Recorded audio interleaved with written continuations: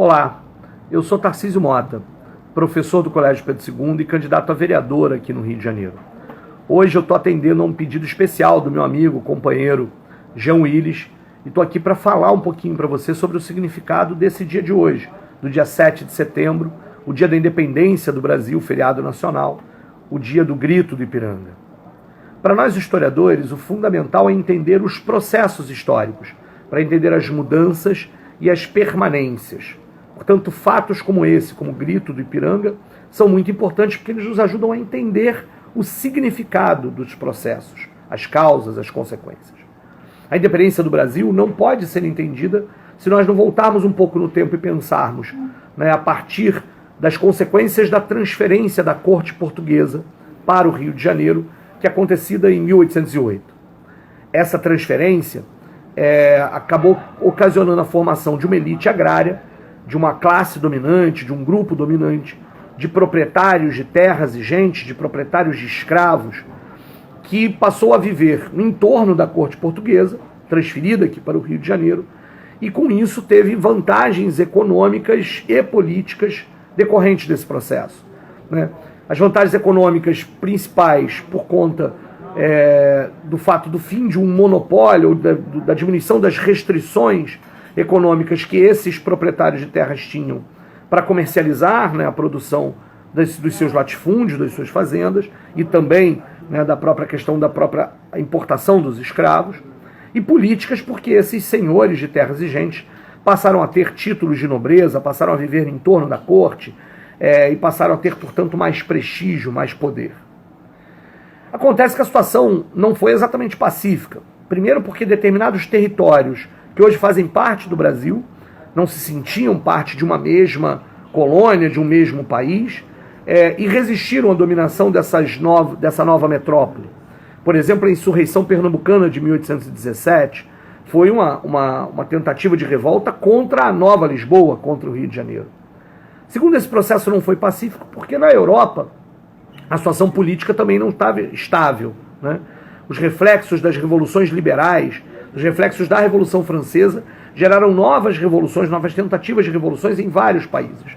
Dentre elas, a chamada Revolução Liberal do Porto, que tinha um caráter liberal porque queria impor uma constituição ao rei, ao Dom João VI, que então estava aqui no Rio de Janeiro, mas que tinha interesses de recolonizar o Brasil, de retornar com as restrições do monopólio e do pacto colonial.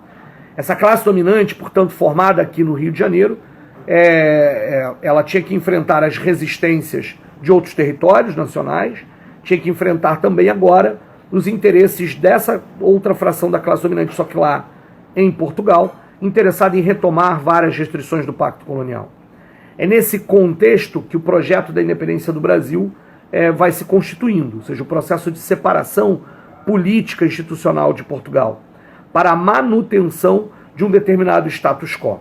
A independência do Brasil, portanto, é uma mudança para permanecer as condições como elas estavam desde então. Ou seja, o grupo que hegemoniza o projeto de independência é um grupo que está interessado não numa ruptura, mas na continuidade dos seus interesses, na continuidade da sua situação. É claro que as resistências continuaram. A independência do Brasil, diferente do que o senso comum divulgou, não foi um processo pacífico. Houve resistências importantes na Bahia, no Piauí, no Norte e Nordeste, sobretudo. E se nós pensarmos nas rebeliões regenciais nas décadas seguintes, elas também foram reflexo disso, de uma determinada unidade nacional que não estava colocada no 7 de setembro de 1822 e que só foi conquistada depois de muita, muita repressão sobre as populações de outros territórios, de outras partes do território que é hoje o território nacional. Mas eu não poderia deixar de terminar esse comentário sem falar da situação da escravidão. E aqui está talvez o elemento fundamental.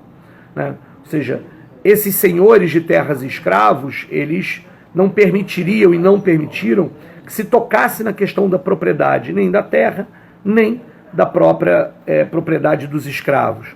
A independência brasileira, ela foi um projeto conservador que manteve intocada a principal instituição que organizava a sociedade brasileira, a escravidão.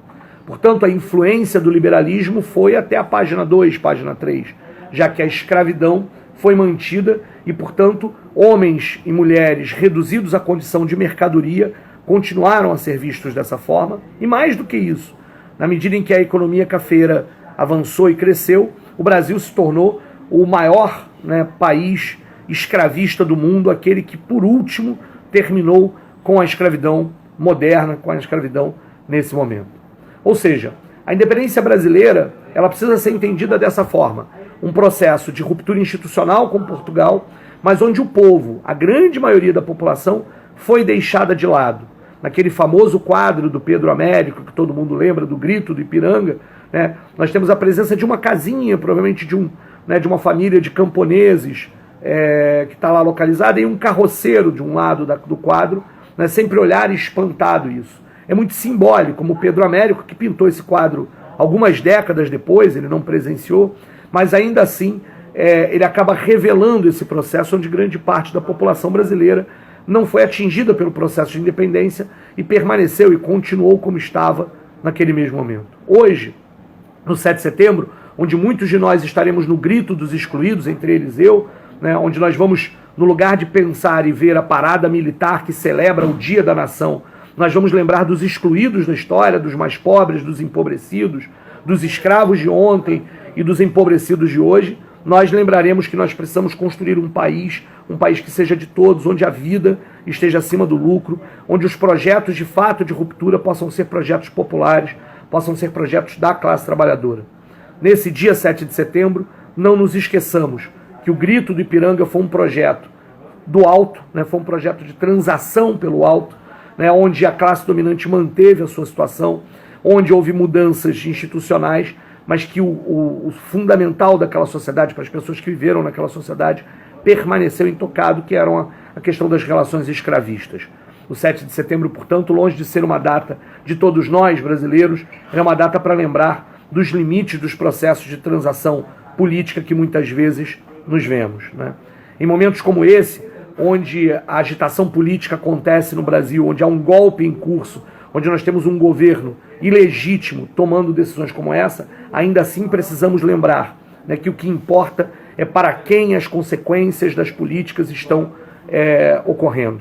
Não tenho nenhuma dúvida de que o Jean Willis, deputado, estará aí na linha de frente da resistência das reformas que esse governo ilegítimo fará a partir dos próximos meses e que nós estaremos juntos nas lutas, porque nós estaremos do lado daqueles que muitas vezes foram excluídos da história, cobrando mudanças, reformas de fato que tragam a emancipação da classe trabalhadora, que tragam melhorias de vida para a classe trabalhadora. Essa é a independência que nós queremos, essa é o progresso que nós queremos, o progresso da saúde, da educação, da vida plena para todos e todas.